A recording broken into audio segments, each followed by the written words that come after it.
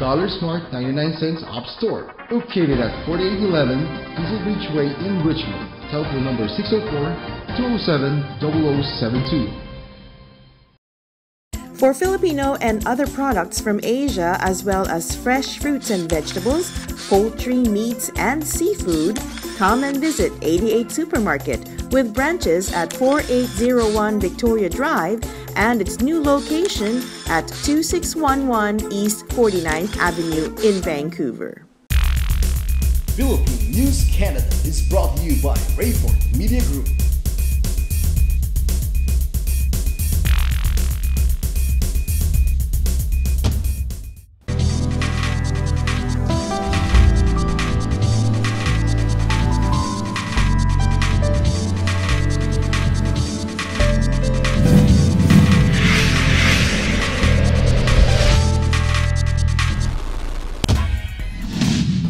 Hello mga kabayan! Happy 122nd Independence Day of the Philippines! Ako po si Rosette Correa at ito ang Philippine News Canada, Balitang Vancouver.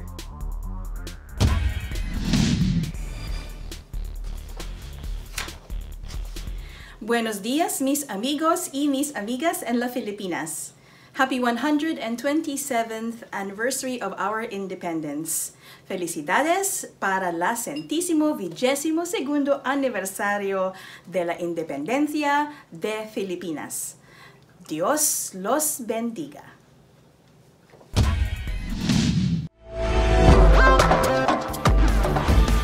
Philippine Days 2020, we celebrate our heritage. Canada, we thank you for the chance and opportunity. Stand tall, Filipino, reach out to the community. Together we'll be strong in 2020. Mabuhay, everyone! This is day 13 of Philippine Days 2020. We just celebrated our Independence Day yesterday. Festivities are just starting. Much like fiestas in the Philippines, we will celebrate the Independence Day for days to come. And remember, we're also here for the Filipino Heritage Month, celebrated in the whole month of June. Let's start this day with Consul General Maria Austria's Philippine Independence Day address.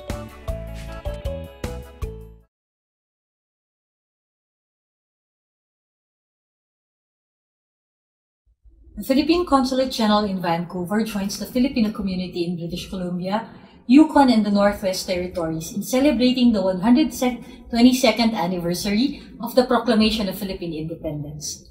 We also mark the 2nd anniversary of Filipino Heritage Month in Canada. Every year for the past century, we Filipinos around the world gather in June to commemorate the hard-fought freedoms our forefathers sacrificed their lives for, to allow us to live lives free from persecution and repression. It is also the time for us to come together and celebrate our rich culture, heritage, and traditions. This year, however, we are unable to celebrate in the usual manner we have been accustomed to because of the COVID-19 pandemic. But despite these challenges, we, Filipinos all over the world, continue to shine a bright light amidst the current doom and gloom. We find on the front lines of this battle our 21st century Rizals, Bonifacios, Tandansoras, and Mabinis. These are the Filipino healthcare professionals and workers in hospitals, care facilities, essential service workers in groceries, farms, transportation, logistics, sanitation, food services, among others. Your fearless spirit continues to forge on so that the majority of us may still be able to live the life we are accustomed to. This global pandemic has brought out the best in Filipinos, wherever we may be. The values of bayanihan and malasakit sa kapwa, innate in us, in our culture, guide us through every day. We do not need to be prompted to act and help. We are present. We give of ourselves generously. We risk our lives to save others, regardless of color, race, religion, gender beliefs. And we could not be prouder of each and every one of you. Kayo po ang nagsasabuhay sa tema ng ating pagdiriwang ngayong taon, Kalayaan 2020, tungo sa bansang malaya, nagbabayanihan at ligtas. We salute you for all your sacrifices and hard work. We thank you for your courage. We honor you for showing the world the indomitable Filipino spirit. Mag-ingat po kayong lahat, and I look forward to the day when we could celebrate our victories together again. Mabuhay!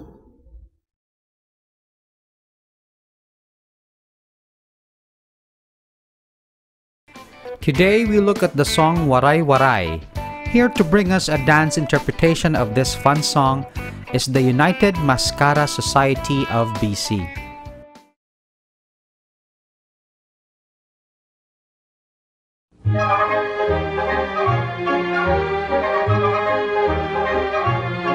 Waray-waray, hindi tatakas. Waray-waray, handang matodas. Waray-waray, bahala bukas. Waray-waray, manigas. Waray-waray, tawag sa akon, sa bakbakan. Diri mag-urong, sa sino man ay humahamon. Kahit ikaw ay maton, likas sa ating paraluman. Kiming palagi mapagbigay, ngunit iba ang waray-waray. Walang sindak kanino man. Kaming babaeng waray-waray ay siga-siga kahit saan, pagkat kami ay lumalaban. Kapag hinamon ang away, waray-waray, hindi tatakas. Waray-waray, handang matodas. Waray-waray, bahala bukas. Waray-waray, manigas.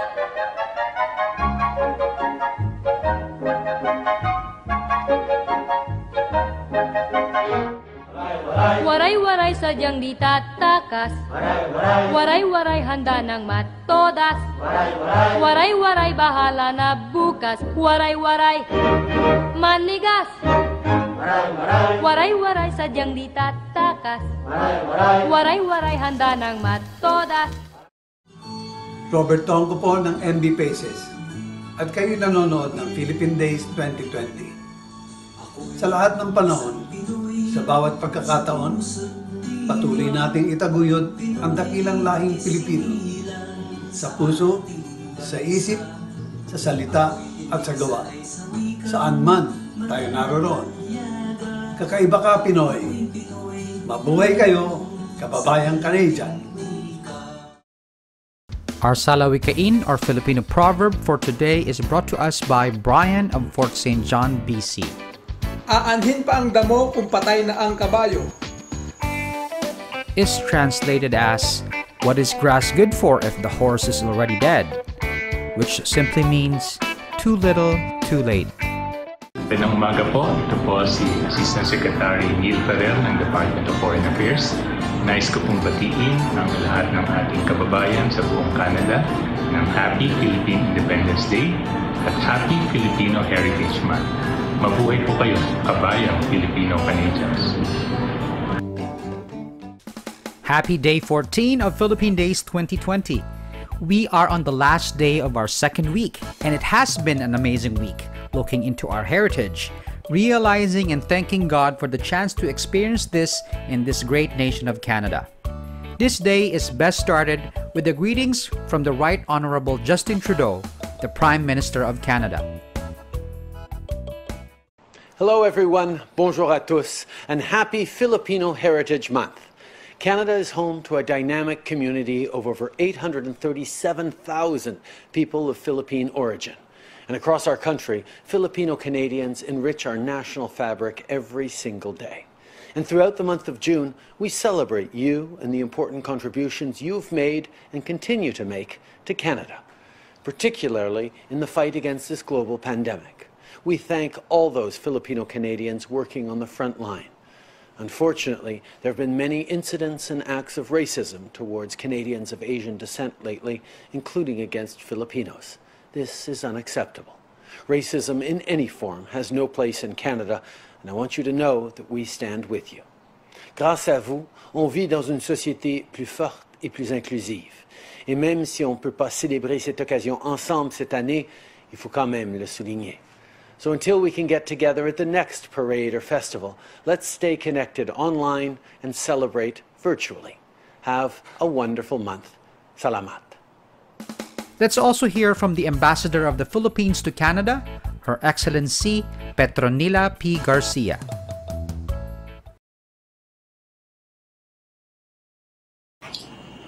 Mahal kong mga kababayan, June is upon us once again, a time for remembering our roots and honoring the men and women who have fought for the independence of the Republic of the Philippines and the freedom of the Filipino people. Since 1898, Filipinos have come together every year in June to commemorate this important part of our history. Last year, we had the opportunity to celebrate the first Filipino Heritage Month in Canada, a recognition generously given by the Government of Canada to honor the generations of Filipinos who have made Canada their new home and contributed to its well-being. The traditional activities that we all have come to anticipate and conscientiously prepare for every year have been put on hold, however, as we face a situation unprecedented in our lifetime. The COVID-19 pandemic affects all countries around the world, including the Philippines and Canada, and the spirit of Bayanihan now exhorts us to forego our usual celebrations, to keep ourselves, our loved ones, and our communities safe and healthy. This is a difficult challenge for all of us, but one that will ultimately lead us closer to the day when we can once again gather in fellowship. This period is likewise an occasion for us to express our appreciation for the people who are leading the efforts to address the pandemic. Filipinos in Canada count among the many workers at the front lines. Their presence in the healthcare sector and other essential services are invaluable in the maintenance of public health and safety, and is a reminder that heroism does not only belong to the past. We salute them for their dedication and hard work. We honor those who paid the ultimate price in carrying out their oath to serve humanity. I wish you all well and look forward to the near future when Filipinos in Canada can once again come together in celebration of our heritage and history. Mabuhay kayong lahat. For Filipino and other products from Asia, as well as fresh fruits and vegetables, poultry, meats, and seafood, come and visit 88 Supermarket with branches at 4801 Victoria Drive and its new location at 2611 East 49th Avenue in Vancouver. Dollar Smart 99 cents Op Store, located at 4811 Diesel Beach Way in Richmond. Telephone number 604-207-0072. Our first presentation for today is a classic Filipino inspirational spiritual song. Here to tell us more about the song that he's about to perform is Mr. Chris Peralta. Kamusta po kayong lahat? My name is Chris Peralta. As this month embarks the independence of the Philippines, it is my greatest honor to perform for you all today. As you all know, the world has been in quite some trouble, ranging from the epidemic to riots in the States. During these times, it is easy to lose hope, to question our faith as Filipinos and ask why. This goes out to you all during these times of uncertainty. But don't lose hope, because you matter, and you matter to Him.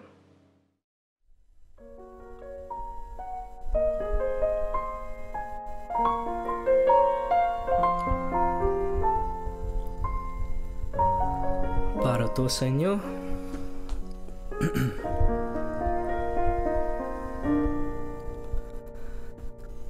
Bakit kaya? Bakit ka ba naghihintay? Nahimukin pa, pilitin pa, nagtadhana. Alam mo na kung bakit nagkakaganyan. Lumulutang, nasasayang ang buhay mo, at ang ibinubulong ng iyong puso. Natutulog ba ang Diyos? Natutulog ba?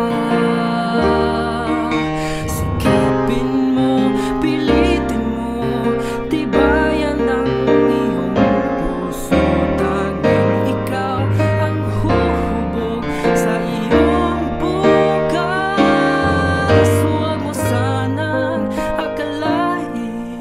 Natutulog ba ang Diyos?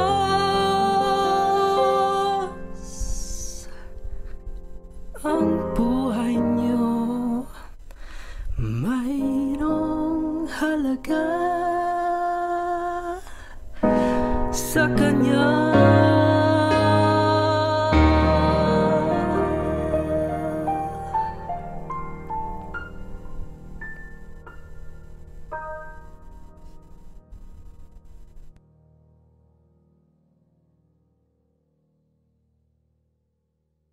Bugtong is a Tagalog word that means riddle. Usually, bugtongs are at least 2 lines and are rhyming. Today's bugtong is kaisa-isang plato, kita sa buong mundo. Buwan.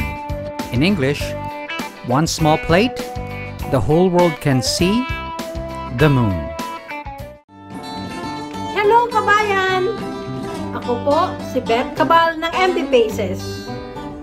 Welcome to the 2020 Philippine Days Festival celebration! From the bottom of our hearts, thank you to all our essential workers and frontliners for their courage, hard work, and sacrifices. Truly, you are our everyday heroes. And for that, we salute you. Let's all stay safe and healthy. Maraming salamat po and enjoy the show. Mabuhay po kayo, kabayang Canadians! We are officially halfway through the Philippine Days 2020, 30 Days of Filipino Music, a celebration. This is day 15 and we have more things in store for you. Hi, I'm Mabel Elmore, the MLA for Vancouver Kensington. Here I've got the official proclamation from Premier John Horgan on behalf of the Government of British Columbia proclaiming June as Filipino Heritage Month. So it's the second year in a row the Government of BC is recognizing June as Filipino Heritage Month, and I want to send a message of congratulations and appreciation as we mark the contributions of the community. We recognize the pride that we have for our Filipino heritage, and we acknowledge all the contributions of the community right across British Columbia. Today is quite a different interpretation of our feature song. This is Mona Lavina of Filipino-Canadian Art Museum's impression of the folk song Bahay Kubo. Bahay Kubo, Nipa Hut, is one of the first songs Filipino children learn that lists an abundance of vegetables surrounding a traditional countryside home. Nipa huts were the native houses of the indigenous people in the Philippines, designed to endure the climate and environment of the Philippines, and were made from natural materials such as coconut trees and bamboo. Indigenous Filipinos have a strong connection to the strength and beauty of nature. The Filipino, Tagalog, creation myth, Malakas at Maganda, Strong and Beautiful, is a story about how the first Filipino man and woman emerged from a single bamboo and together built their first Bahay Kubo.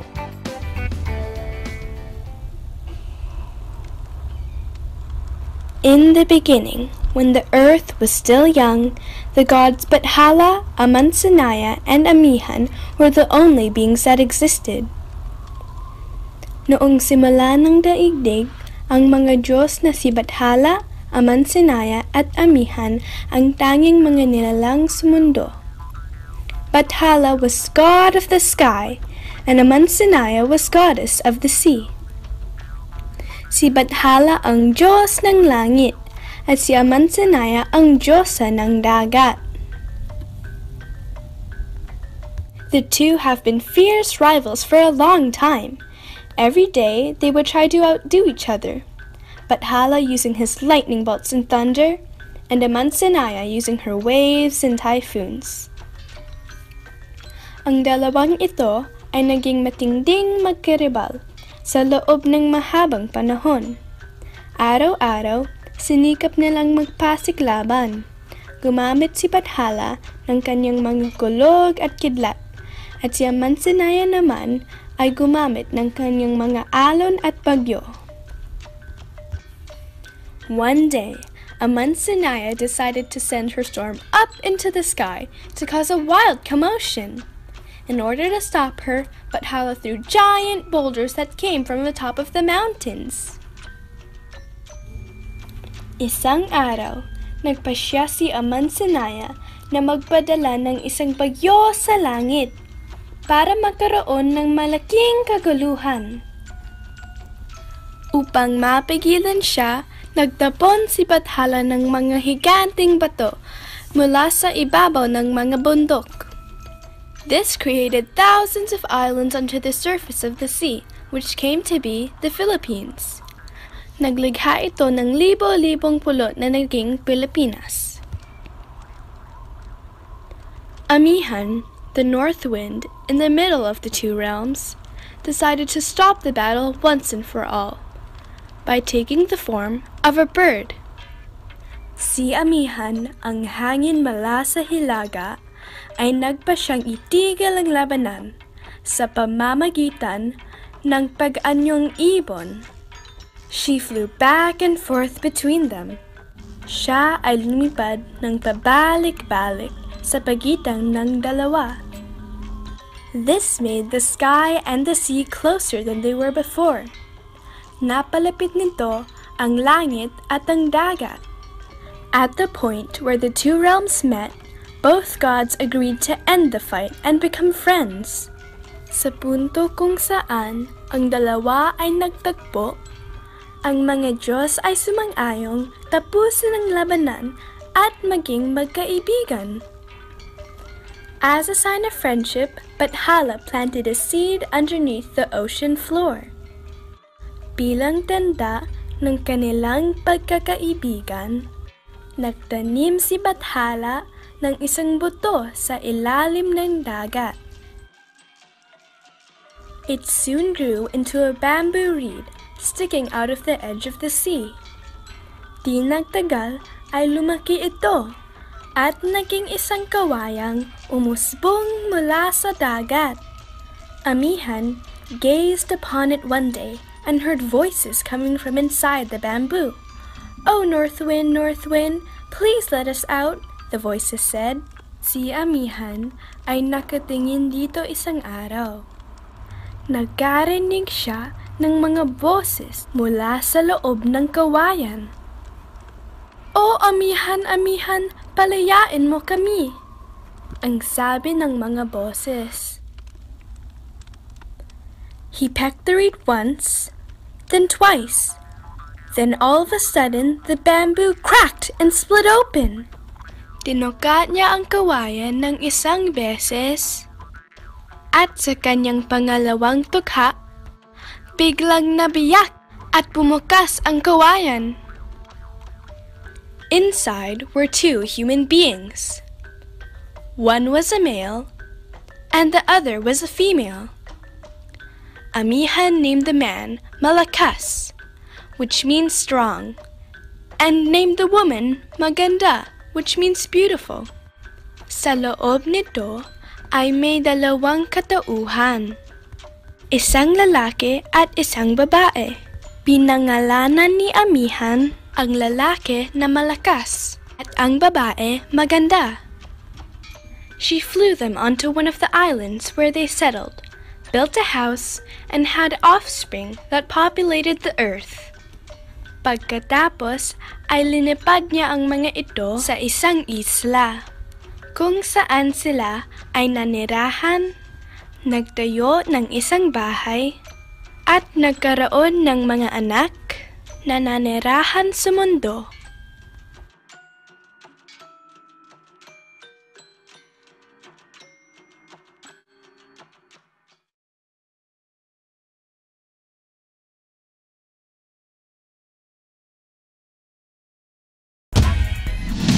Day 15 has just ended, but remember, we're just halfway there.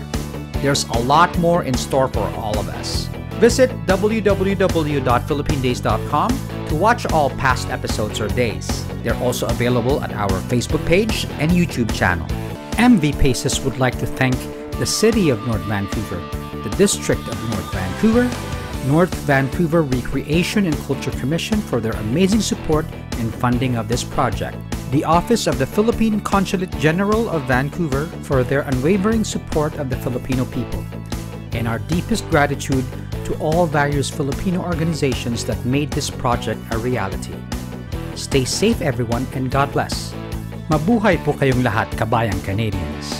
Philippine Days 2020, ipagdiwang ating kalarian. Canada, salamat sa paglaan ng isang buwan. Taas noo, Pilipino, ipakita sa paligid mo.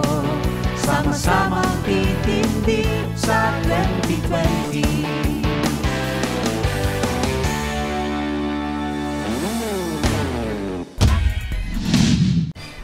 Nagpapasalamat po kami sa aming mga sponsors, ang 99 Cents and Up Store sa Richmond, ang Kabalen Sweets Restaurant and Catering sa New Westminster, at ang 88 Supermarket na may branches na sa Victoria Drive at sa Killarney. Maraming salamat po. At dito na naman nagtatapos ang balita namin para sa linggong ito. Kung kayo may mga komento, mga issue o balitang nais niyong ibahagi sa aming programa, ang PNC ay bukas para sa inyong lahat. Mag-email lamang po sa balitangvancouver@gmail.com o tumawag sa 604-588-6397.